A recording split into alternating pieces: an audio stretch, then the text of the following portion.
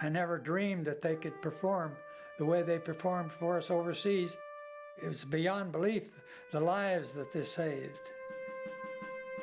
They saved hundreds of lives, including mine. It's amazing what a bond you can get with a dog when you spend so much time with him. It's just like being brothers. There isn't a day that goes by that I don't think of that dog.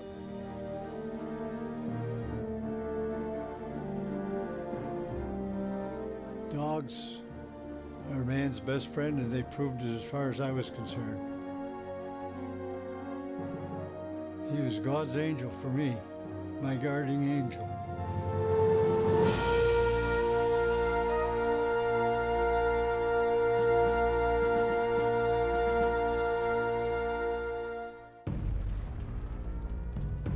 When the Second World War began in the Pacific, American military commanders were unprepared for the realities of jungle warfare.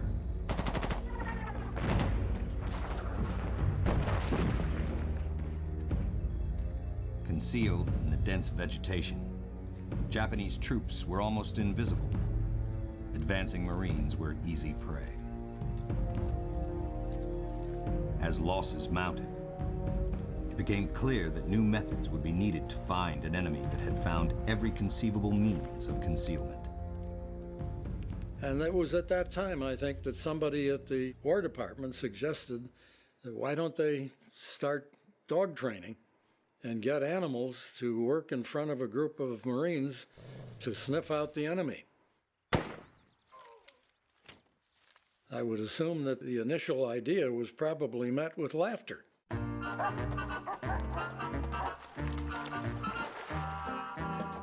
Our dogs were family dogs. They didn't come from kennels. They didn't have any police training. They were just the average family that wanted to help the war effort by enlisting their dog into the Marine Corps. They had service record books the same as the men and serial numbers, and we promised them that at the end of the war that we would return them to their owners. I was a veterinarian before I went in the Marine Corps, but I did not go in the Marine Corps to be a veterinarian. I went in to be a line officer. Because I was a veterinarian, I was called up to the commandant's office and asked if I would like to go down to a war dog training school that they had just started in Camp Lejeune, North Carolina, and I had no idea what it was. I'd never heard of the war dog platoons until we were graduating from boot camp. They said that we would like people that's raised on farms and familiar with animals to volunteer. They just looked at your record and they saw I had trained horses, so they thought, well, train horses, a dog is an animal, so I guess you can train a dog too. I was only 17 and a half years old. I had no experience. Finally, he says, anybody know anything about dogs? I said, I got a Cocker Spaniel at home, sir. Get on that truck out there. I thought, my God, where am I going? We were stationed out in Camp Lejeune, about 15 miles from the main base. Nobody wanted to hear the dogs barking at night. So they put us out there, which is all right. Soon we had our own thing, own mess hall and everything. We were our own little group. And off in the distance were two long, low buildings. There were probably 100 dogs in those kennels. And they were all barking their heads off at the same time. I got there, and one of the fellows said, I want you to feed a dog. I went into the corridor, and somehow two Dobermans had gotten loose, and they were starting to go at each other. And I can remember grabbing each of those by the throat and holding them like this and yelling, help. As word spread of the Marine Corps' efforts to train dogs for combat, the Doberman Pinscher Club volunteered to recruit dogs for the war effort. They were so successful that the Doberman became the official dog of the Marine Corps. But the Doberman wasn't the only breed enlisted. There were quite a few shepherds, but there were a lot of mixed breeds that came. And they came in all flavors and sizes. They weren't all dogs with papers. They'd all been brought in and checked and were ready to be trained, but they had not been trained yet. And that was our job. They finally lined us up and they started to apportion out dogs to each of us. They assigned Skipper to me, big black Labrador retriever, and I was glad to get him. Oh, that dog was good. He let you know what was going on and when. I was assigned to a dog by the name of Big Boy. He was the most ugly-looking Doberman you ever seen, but he was very attentive, learned fast. When I first saw Tippy, I was looking for a big dog, but as I went up the hill, this little dog came running out, barking at everybody and wanting to bite and chew and fight anybody that get near him. And all of a sudden he seemed to scent the air and he raised up on his back legs, excited like he wanted to greet somebody down the line. And I looked around and I was about the only one going up the trail. I walked up and I grabbed him and ruffled him up a little bit. And he crawled in my lap and he wanted me to pet him. And I always say I never picked him out, he picked me out. We had got some replacement dogs from the Army that they had considered were untrainable, and they were going to get rid of them, so they sent them to us, and some of those dogs turned out to be the best dogs that we ever had. And one of them was my dog, Prince. He had a good disposition, and he was smart as a whip. The first thing we did before we ever started obedience training was take the dog for a walk, pet him, and talk to him. We would work with that dog like almost a week. Wouldn't do any special training, just lead him around and become friendly with him. Then when we started obedience training, we had to praise him and let him know that he was doing what we wanted him to do. Very few of the dogs that we had any obedience training before we got them. On training the dogs, we had to go through the basic sit, stay, and you would also be using hand signals. And so the biggest problem was to be able to work your dog when they were 100 yards away with hand signals telling them down or crawl or go to the left or right. Never raise your voice to him, because, you can't raise your voice or let anybody know where you are. In combat, you better not start talking in combat, because you're going to get killed.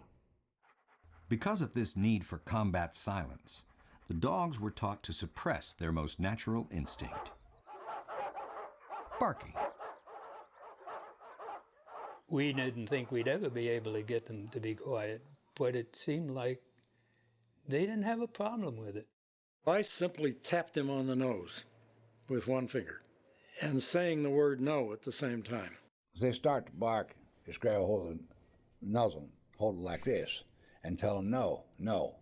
And you do that about a half a dozen times, and then they start to learn to know what you're talking about. It was just simply repetition, repetition, repetition. Don't bark. No, don't do that. Shh, keep quiet. But it worked out easier than we thought, because most of the dogs, they were so fond of us and we of them that they do almost anything for us and we do almost anything for them. You wanted a dog that was not aggressive, but more inquisitive and could react. We did train them to attack, but attacking was not what they were meant to do. Like their Marine counterparts, after the dogs completed basic training, they began specialized training: scout, messenger, mine detector, and sentry duty. The messenger dogs are trained to carry a message from one handler to the other. And they're trained by starting out maybe just a few feet apart, and one handler calling the dog and let him go, and then back and forth. And each time they do that, they say report. And of course, they move further and further apart until finally they can go miles away. When we said go, the dog could do that by just his sense of smell. They could carry a message faster than a man and safer than a man walking and running trying to take a message. The scout dogs were trained to use their superior sense of smell and hearing to detect hidden enemies. This would turn out to be the most crucial assignment any of the war dogs were given. I remember when we first went into basic and we had someone would hide out in a tree. I'd turn him loose and we'd go out and he didn't seem to know what was going on. And I'd go out again and finally find the fellow in the tree. And I thought, well, my guy, that the dog isn't doing too good. But the fellow would say, where were you? The dog was here 10 minutes ago and found me. We were going through training and they had set up an ambush. We didn't know that there was one there, but we were supposed to go from one point to another point. And as we were going through, Tippy gave an alert. He acted funny. I mean, he looked at something and then he'd back off on it, and I figured, well, I can't see anything, there's nothing there. But our men had dug in so well and camouflaged so well that they were there. As soon as we came down off the hill, they opened fire with blanks. Of course, we were all annihilated, supposedly. It gave me an idea that when my dog alerts, there's something there, whether I see it or not. Every Thursday, we would have a demolitions exercise. We were all out on the field and they were taking these little TNT capsules so the dogs would get used to the explosions. And if he didn't behave under fire, he was not a combat dog. They trained for 8 hours a day with the dog and the handler. The handler fed the dog, groomed the dog, gave the dog water. And so there was just, that's the only person the dog knew was his handler. The men themselves got to love the dogs as well as the dogs loving the men.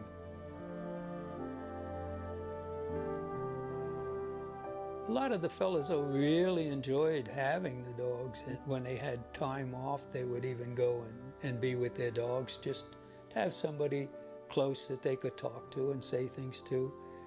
Because a lot of the fellas had never been away from home before, and they needed companionship and be able to talk to somebody. Even if they didn't get a response, they could talk to them and tell them their problems and how they felt, and because it was an experience for all of us, even as well as the dogs, it was for us. You lived with them, you ate with them, you slept with them, okay? You name it. You learned a lot about that dog, and that dog learned a lot about you, too. Most of us communicated to the owners of the dogs, letter writing. They wanted to know what their pet was doing. They wanted to see their dog do well, and sort of the handlers described the episodes that they were involved in. And this little girl in Montana, old Skipper, I used to write to her. I think she was like 12, 13 years old. And just want to know how Skipper was doing, and I would tell her. And he'd stay if he learned something new, and I'd write her a letter and tell him to do it. I think we could communicated, I guess, about 4 different times. And this was before I went overseas. We weren't professional trainers, but I don't think any of the professional trainers could have trained those dogs any better than we had those dogs trained when we took them into combat. The Marines and their dogs could be proud of what they had achieved. But what awaited them in the Pacific would make their training seem easy. Everything they had learned was about to be put to the ultimate test, where the consequences of failure would be deadly.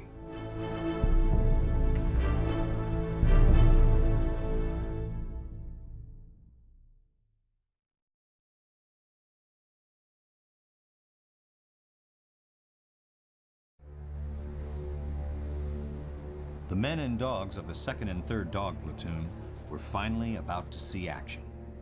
Their objective, Guam, home of the only deepwater harbor in the Central Pacific. Victory here was essential to the war effort. But awaiting them were 20,000 heavily armed, deeply entrenched Japanese troops who had spent 2.5 years preparing for this day. Every one of them willing to fight and die for the Emperor.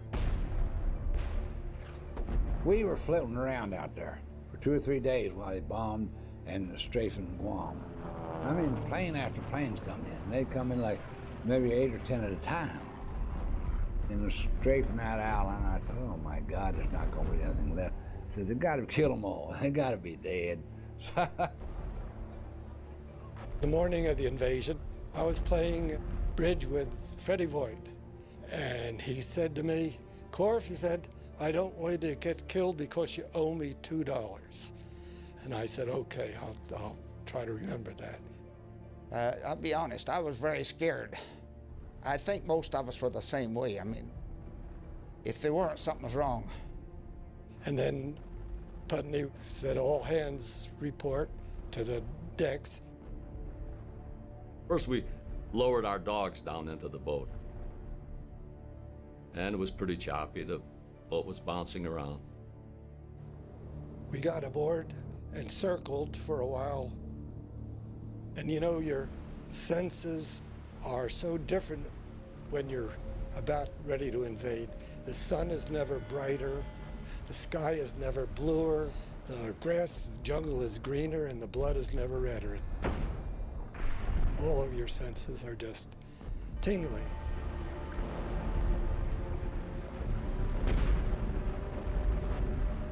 We could see the shells landing in the water next to us. We went in on the second wave.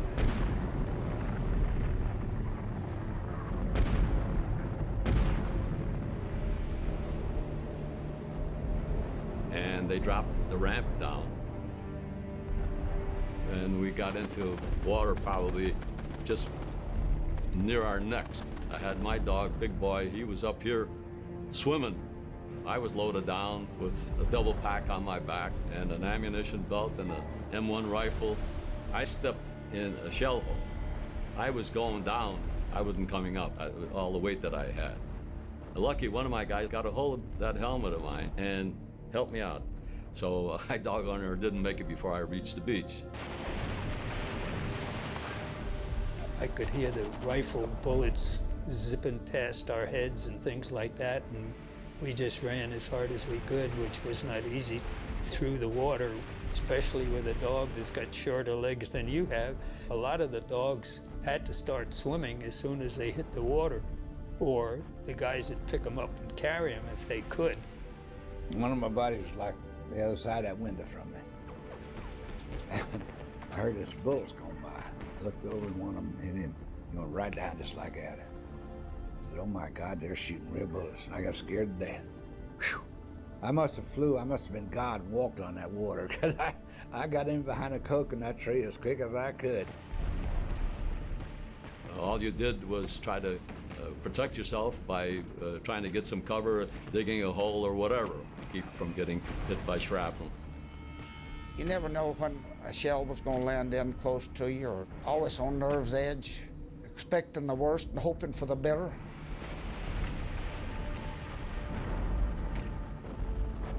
My dog, Big Boy, he was calm as hell. I was awfully nervous under mortar attacks, but not this dog, believe me, and he helped me a lot. I heard this mortar shell coming, and it threw my dog out to the end of the leash, 6-foot leash, down the hill, and he crawled back up to me, and I was bleeding in the chest. Corpsman came up to try to take care of me, and every time the corpsman doctored me a little bit and I'd winch, the dog would clamp down on the corpsman's hand, and then I'd have to calm the dog down and tell him it was all right for the corpsman to take care of me. And so he finally settled. He allowed the corpsman to work on me, but he had to hang on to the corpsman's arm all the while.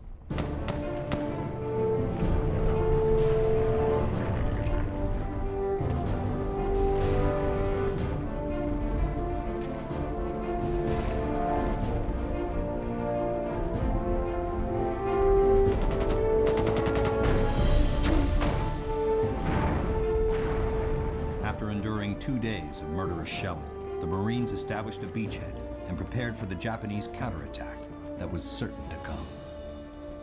That night, I was assigned to a .30 caliber machine gun position. Big Boy alerted 2 or 3 times before they hit. Evidently, he picked up the sounds of their movement, and I informed a sergeant that the dog had alerted.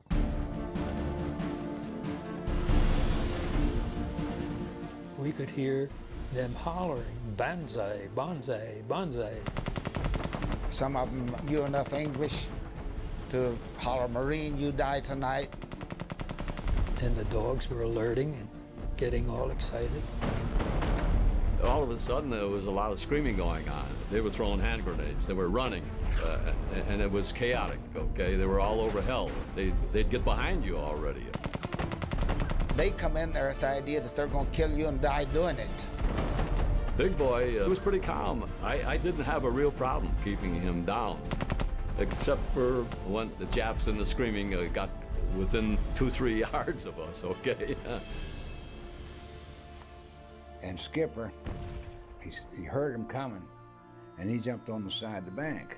And we were down the foxhole here, and the bank was up there, and he jumped up there. And shot him just below the heart. I had a tourniquet, and I took it and wrapped it around him, but couldn't save him. And I laid there with his head on his chest or on the side of the waiting for the heartbeat, and heartbeat stopped beating. Then I went crazy. Stood up there like a wild man shooting.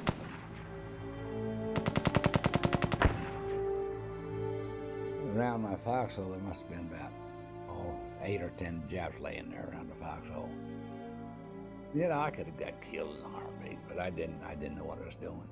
Didn't know what I was doing. They shouldn't have killed my dog. They should not have killed Skipper. That's just like taking a piece of me. When it was all over, we took Skipper. We carried him down to where they had a graveyard there for the dogs. We buried Skipper and put up a cross with his name on it.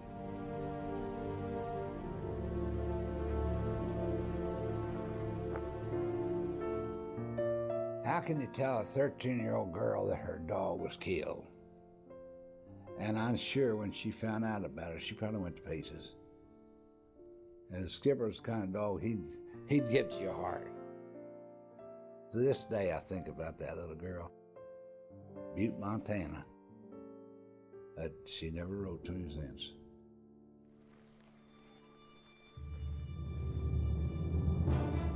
After repelling the Banzai counterattack, the Marines push ahead, forcing the Japanese troops to change strategy. They melt back into the jungle to extend the battle as long as possible. With the dogs in their handlers, this will be some of the most dangerous fighting of the war.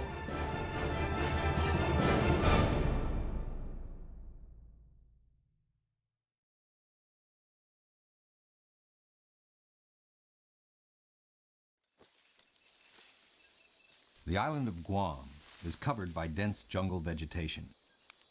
Perfect concealment for an enemy determined to extract a price for every yard taken.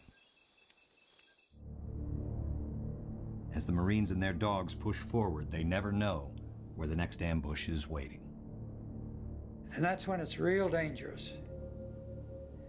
You're not expecting it, and all of a sudden, there's a machine gun fire coming at you in every direction. The average soldier or Marine, you know, the way they find the enemy is they say, okay, George, you're the point man. For the next 2 hours, you get up there, and if somebody shoots us, we know they're there. Walking point is saying, I'm out here, boy, shoot at me. You're like a decoy. Very few people want to be the point man on a patrol. But having the dogs, we had to be the point man. This was really it. We were really out there to do damage. There were guys behind me with a lot of firepower, and it was my job and Rick's job to find what was out there that we could destroy. I was scared to death. On Guam, if you could know that there was somebody out there 40 feet before they knew you were there, you had an advantage. If there was a path or open terrain, you could send a dog out as far as you could see him, and you could give him hand signals. When he stopped, and I seen the hair raise up on the back of his neck, and he let out a little growl, low growl, and wouldn't let me go any further. And I knew that there was something out there. Most of the dogs would just have a little grrr, just a little sound, and immediately their nose would point up in their ears, and you'd see the difference in the alertness. You didn't know it was a Japanese. It could have been an American out there.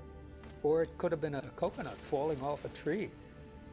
doesn't necessarily mean it was anything, but you were alert to the fact that something moved out there. Even if you didn't see it and you didn't hear it, there was something there.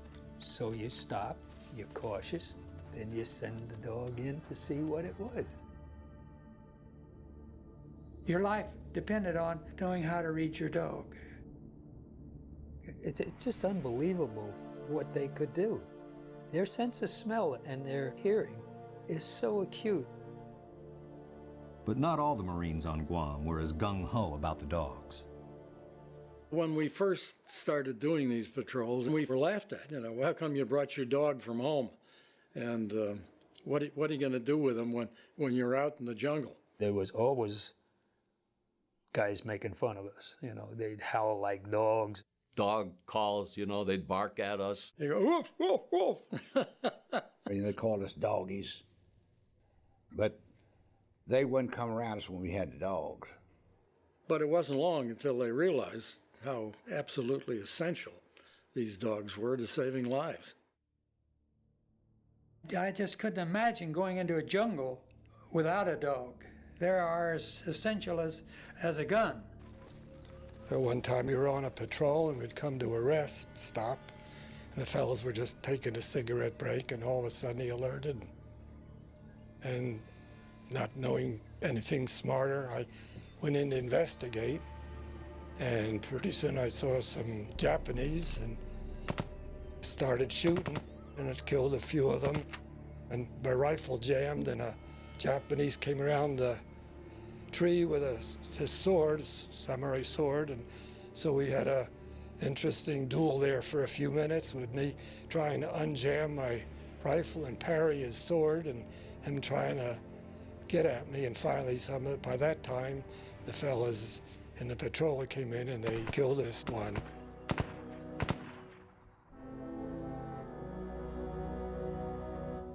The Japanese found that if they saw the dog coming, that they would be discovered. And they knew they could run, but they couldn't hide. And they began to shoot our dogs. And we had a lot of them shot at and wounded, and I was able to put them back into combat. But we lost a lot of dogs that way. Oh, that would make us mad. That's like, losing your friend, your buddy. Same thing. 'Cause that dog he was part of your life. The bond was so strong that I've seen men when their dogs got killed. They'd take the bloody body of the dog in their arms and rock them back and forth, and tears would come in their eyes. They just lost not only a dear friend, but perhaps somebody they considered had saved their lives. This profound bond was not limited to the human members of the team. It soon became clear that dogs, too, could grieve. We had a handler, and the man's name was Edmund Topka, and the dog's name was Lucky. The second day we were on Guam, we had quite a battle, and the next morning, Topka was found mortally wounded, but Lucky didn't have any wounds at all. And Lucky would let the corpsman treat Topka's wounds, but the minute he died, he took a position and then just wouldn't let anybody come near the body. He would not let you in. He'd just stand there and bark at you and growl. He was going to guard his master, dead or alive. That was his job. This powerful bond would prove essential when the teams were sent on their most dangerous assignment, solo reconnaissance missions. Just man and dog, probing far in front of American lines to find the hidden enemy. We were some distance in front of the front lines, and all of a sudden the dog alerted, and there was a ravine just ahead of us. I went in and checked it out. There must have been 50 or 60 Japanese in that ravine. From there, we went back to the divisional CP. I made my report. They got a map out. A few minutes later, artillery started bombarding the area that we'd saw them in. The next day, when we went through the area, we didn't stop to count the bodies. We were called on to do an awful lot of patrolling. I was with the 21st Marines and the 6th Marines and the 3rd Marines. and covered a lot of Guam. We did 500 patrols with the dogs and never once was ambushed, successfully ambushed. Patrols weren't the only place the dog's skills were appreciated. Even something as simple as sleeping at night became hazardous in combat. In jungle fighting, you don't have a house to go back to, so you dig a hole to get into. You wouldn't even dare get out of a foxhole at night, even to go to the bathroom. That would be unthinkable. Because at night, very often, they'd like to come in and infiltrate and poke in a foxhole, and if you'd raise up, well, then they'd shoot you. Just the idea that somebody's crawling around out there that can do this to you, you don't get much rest. Being alone at night and having the dog with me, that assured me that nobody was coming into the foxhole with me. They might get close, but I'd know they were close before they ever got there. When we were assigned to different battalions and would go to a forward post, they'd yell, "Come on over here, I'll dig you a foxhole so your dog can be right next to me in case any Japanese come." If they slept in the foxhole with a dog handler and the dog, they could sleep at night. They didn't have to stand guard or stand watch. They could go to sleep, actually go to sleep.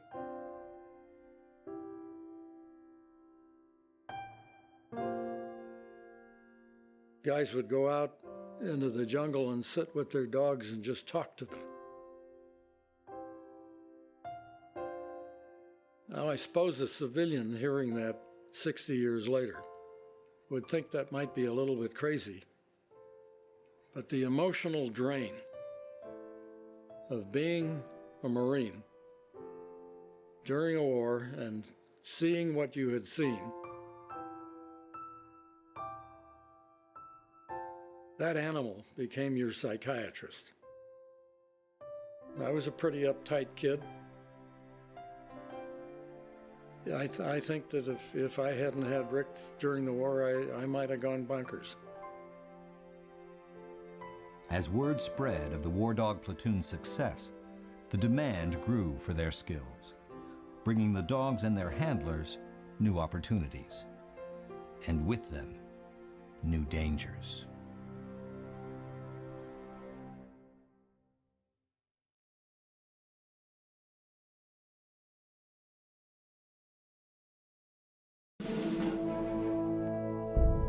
After almost a month of fighting, the island of Guam was secured. But for the dogs and their handlers, there was plenty of dangerous work ahead. After our successes on Guam, then every Marine division had a platoon of dogs by the end of the war. At Iwo Jima, there were 3 divisions and 3 dog platoons. In Okinawa, there were 3 Marine divisions, and each had a platoon of war dogs. We'd gotten such good recommendations that they divided our platoon in half. And half of us went to Saipan to finish mopping up there. There was a lot of mopping up to do. After we got on Saipan, they said, well, we're going to find out how good these dogs are. We just got in. The first morning we went in, looked in the area that they thought that the Japanese is in. We got 9 of them the first morning. After we'd made several trips in there was a big bunch of them came out and gave up. They said that they could sit back and laugh at the regular troops when they come in there looking for them, but they couldn't do that with the dogs. The reputation for the war dogs was very good. We had a lot of Japanese on Saipan surrender because they were so afraid of the dogs, and the dogs had taken more of a military stance, really, than what they were. They were scouting and to find them, but they got the reputation they'd go and attack you. Sometimes they'd come to the front of the cave to come out, and they'd see the dog, and as soon as the dog saw them or smelled them, they'd start barking, and they wouldn't come back out. They'd go in, and then we'd have to tell them, if you don't come out, we're going to send the dog in after you, and then they would come out. We even captured a Japanese dog. We assigned that to a man who's lost his dog. He was a very good dog, but he didn't understand English. So the handler had to learn commands in Japanese, and then finally he converted the dog to English commands. And within 2 weeks, the Japanese dog was working for us just as well as any of the rest of our dogs. At one time, I got taken off of Prince when they made me a corporal. They said, you can't be on the dog anymore. We want the corporals not to have dogs. And I said, well, I don't know about that. I said, I'll try it, but I don't think I'm going to like it.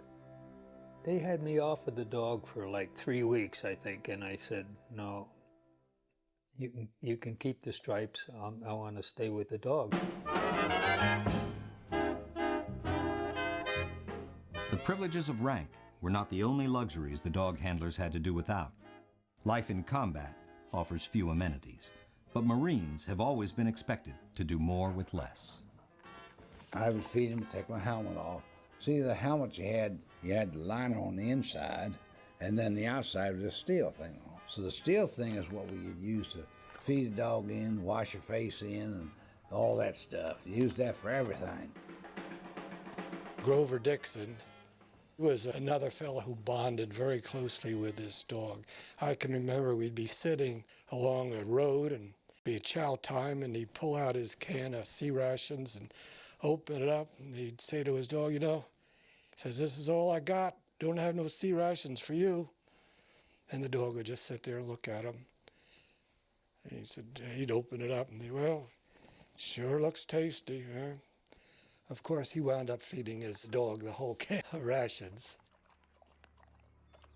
Despite all their successes and the sense that victory was imminent, the danger never diminished. And sometimes the difference between life and death was the flip of a coin. We were on Saipan, and we were probably the last patrol going. And Grover Dixon and I were on a patrol together. We went down. I was on the left-hand side. He was on the right-hand side. And we got to this little mountain, and there was 2 trails this way. And for some reason, he said, let's switch. I'll go up this way, you go up this way. And he went up. He wasn't going up more than 50 yards. And All of a sudden, the dog let Grover know that somebody was ahead of him. And he stopped to look to see where it was at. There was a single shot. And it got Grover center in the forehead. just that quick. Of course, there was only one single Japanese there. And he'd got the dog handler, but he didn't live to brag about it.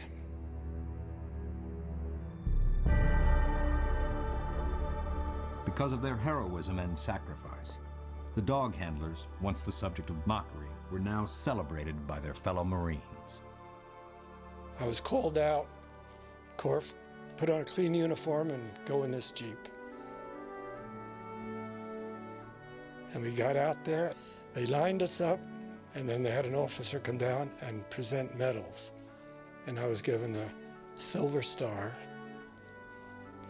Then we stood at attention, and then a regiment passed in review, and eyes left and saluted us. And it's a feeling that you only get once in a lifetime, and it felt good. That 110 men that we had, they got 5 Silver Stars, 8 Bronze Stars, and over 44 Purple Hearts for wounds they received. We had a job to do, and we did it. And we may have been only 18 and 20-year-old kids, but we did a man's job.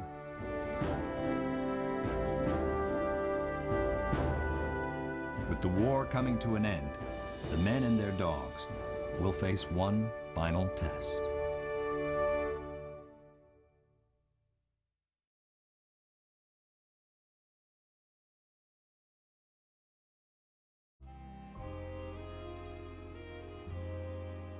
Like hundreds of thousands of other combat veterans, the men and dogs boarded ships and headed home.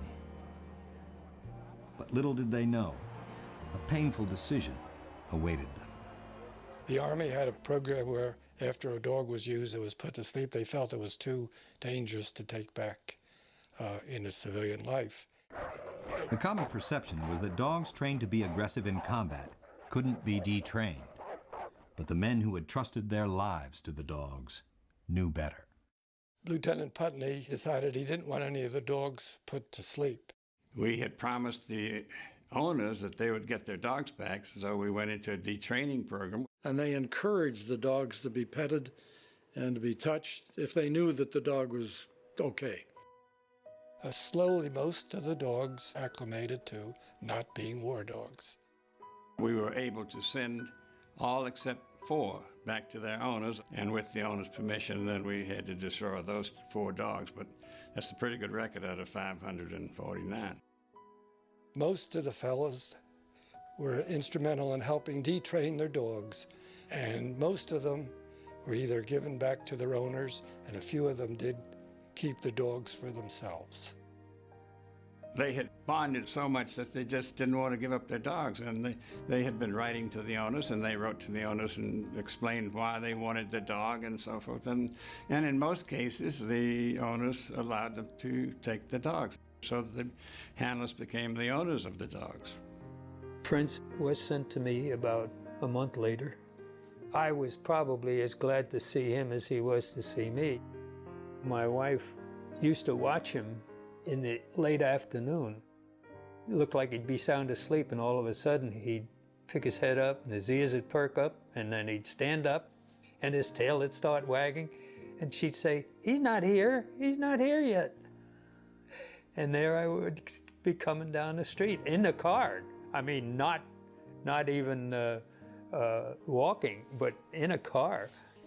She got along with him great. He got along with kids from the very first day he got home. After detraining, which Rick didn't really need a lot of, I did bring him home. He was marvelous with children. He loved kids, and I never worried about him. He just wasn't that kind of a dog.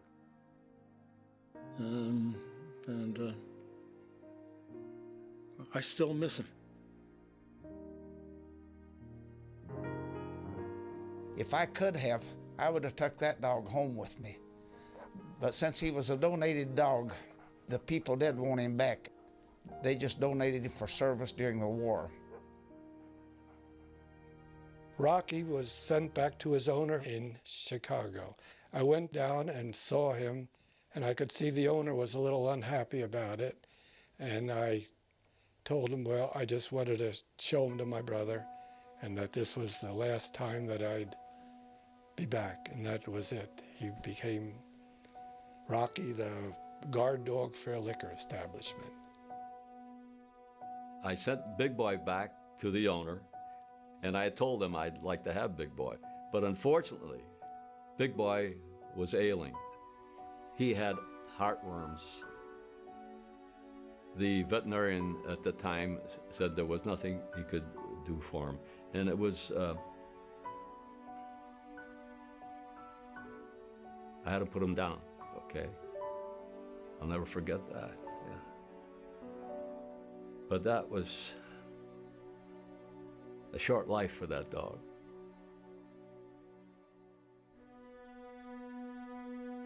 Looking back upon this war experience as the experience that you would never want to go through again, and at the same time you would never want to have missed it. My service with the War Dog Platoon did alter the way I looked at dogs.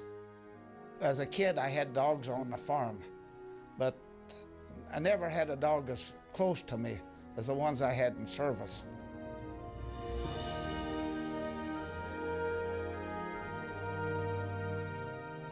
The motto of the Marine Corps is Semper Fidelis, which translates to always faithful.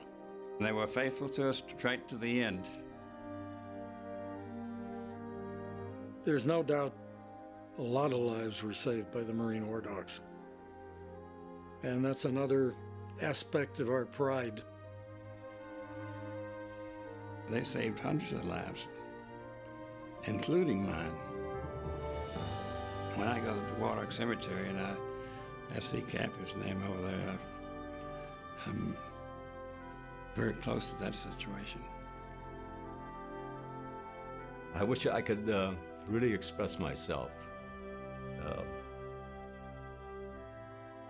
to let the world know how treasured they were.